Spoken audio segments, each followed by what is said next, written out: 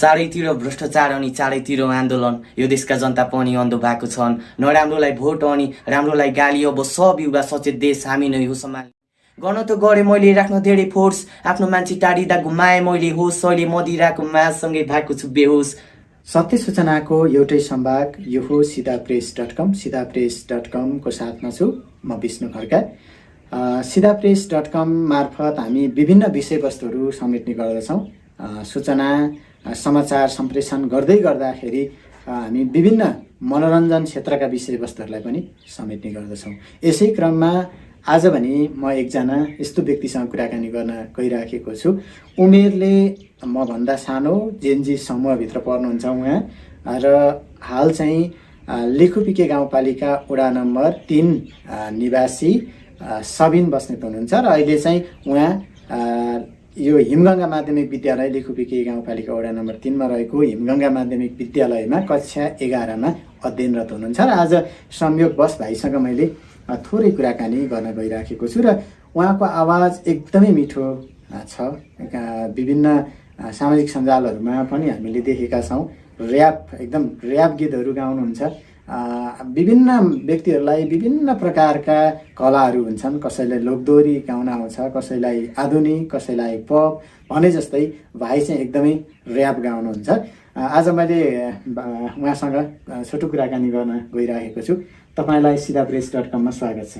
धन्यवाद दाई, सम्पूर्णमा नमस्कार। दाईले तारिफ गर्नुभएकोमा पनि धन्यवाद। हजुर, अब लेखुपिके गाउँपालिका वडा नम्बर 3 मा जन्मिएर अहिले जेनजी समूहभित्र नि हुनुहुन्छ होइन, एउटा समूहभित्रको यहाँको लेखुपिके गाउँपालिका वडा नम्बर 3 को सदस्य पनि हुनुहुन्छ जेनजी समूहभित्रको। अब हिजो आज निकै सामाजिक सञ्जालहरूमा देखिन्छ नि ऱ्याप गीतहरू गाइराखेको। के कस्तो छ आजकल? पढाइ सँगसँगै गाइन्छ होइन? हजुर, पढाइ सँगसँगै गाइन्छ। अब कहिलेकाहीँ फुर्सद भएको समयमा यसो कपी समातेर लेख्छु, अनि अब दाइहरूले सहयोग गर्नुहुन्छ, त्यही भएर अब गाउँछु हल्का फुल्का। हजुर, विद्यालयमा पढिरहँदाखेरि ऱ्याप गीत एकदमै गाइन्छ। साथीभाइहरूले के भन्नुहुन्छ? हो धेरै राम्रो गाइन्छ भनेर प्रशंसा गर्नुहुन्छ होला, के छ? साथीभाइहरूले गर्दा नै म अहिले ऱ्याप गाउँदैछु। मेरो साथीहरू थिए हिमाल प्रयासहरू, बाँकी अन्य साथीहरू पनि हुनुहुन्थ्यो। उहाँहरूले मैले लिरिक्स लेख्थेँ, अनि त्यसपछि साथीहरूलाई सुनाउँथेँ, कस्तो छ साथी भनेर सोध्दा दामी छ, दामी, राम्रो गर्दै जा भन्नुहुन्थ्यो। अनि तिनीहरूकै कारणले गर्दा म अहिलेसम्म लेख्दैछु।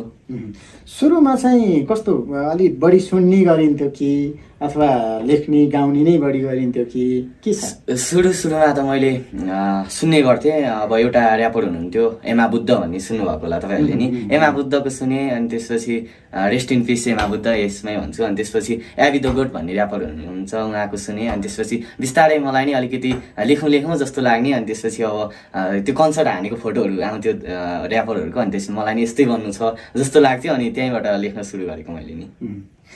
अब यो कुराकानी भनेको हामी गर्दै गरौँला।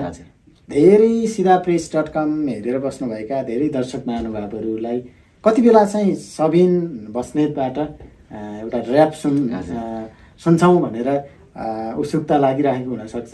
सुरुमा हामी कुन सुन्छौँ? मैले एउटा जेनजी आन्दोलन हुनुभन्दा अगाडि नै लेखेको एउटा ऱ्याप थियो, त्यो चाहिँ म सुनाउन चाहन्छु। त्यसको बारेमा थियो। हुन्छ ल, सुरुवात गरौँ। चारैतिर भ्रष्टाचार अनि चारैतिर आन्दोलन, यो देशका जनता पनि अन्धो भएको छन्। नराम्रोलाई भोट अनि राम्रोलाई गाली, अब सब युवा सचेत देश हामी नै हो सम्हाल्ने।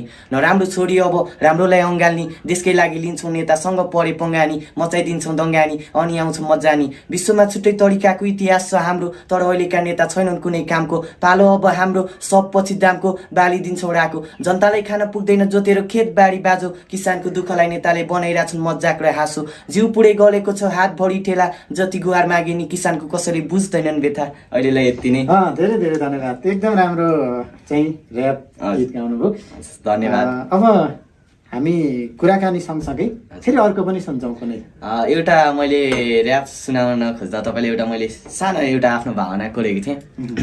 निकै कठिन रहेछ यो यात्रा जीवनको, गर्दा गर्दै थाकिसके यात्रा जीवनको। खासमा जीवन पनि एउटा मिसन हो, त्यस्तै गरी जीवन एउटा चुडिएको रिबन हो। जसले जोड्न खोज्दा विकल्प रोज्नुपर्छ, त्यस्तै गरी जिन्दगीमा राम्रो नराम्रो विकल्प खोज्नुपर्छ। म पनि एउटा चुडिएको रिबन हुँ, दुःखलाई अर्को नाम के हो भनी सोध, भन्छ म जीवन हुँ।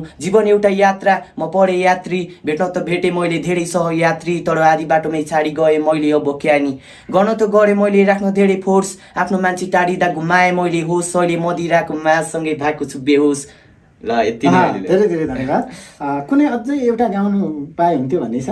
एउटा अहिलेलाई त्यस्तो अब छैन, अब अलिकति भोलिपछि राम्रो लेख्छु अनि त्यसपछि तपाईँले विशेष धन्यवाद। अब हामी छोटो कुरा गरेका छौँ, यो छोटो मिठो एउटा सुरुवाती चरणमा हुनुहुन्छ। विद्यालयमा पढ्दै गर्दाखेरि त्यहाँका आफूसँगका साथीभाइलाई अनि त्यसै गरी विद्यालयका गुरुवर्ग लगायत समग्र यो सिधा प्रेस हेरेर बस्नुभएका तमाम दर्शकबिनहरूको लागि अन्तिममा के भन्न चाहनुहुन्छ र भविष्यमा अझ म एल्बमहरू गर्नु पाए हुन्थ्यो अथवा त्यस्तो केही छ होइन?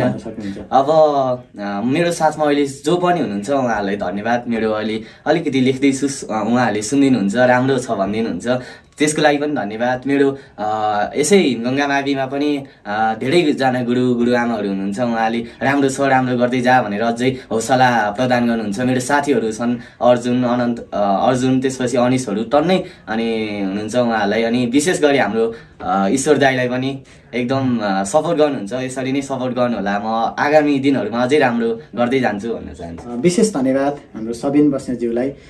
विशेष गरी यो siddhapress.com मार्फत मैले उहाँको छोटो अनुभव सँगसँगै उहाँको आवाजलाई दर्शक महानुभाव माझ पुर्याएँ, यसको लागि विशेष धन्यवाद। र सबिन एकदमै आगामी भविष्य, उज्जवल भविष्यको शुभकामना व्यक्त गर्दै म यस विशेष कुराकानीबाट बिदा हुन्छु।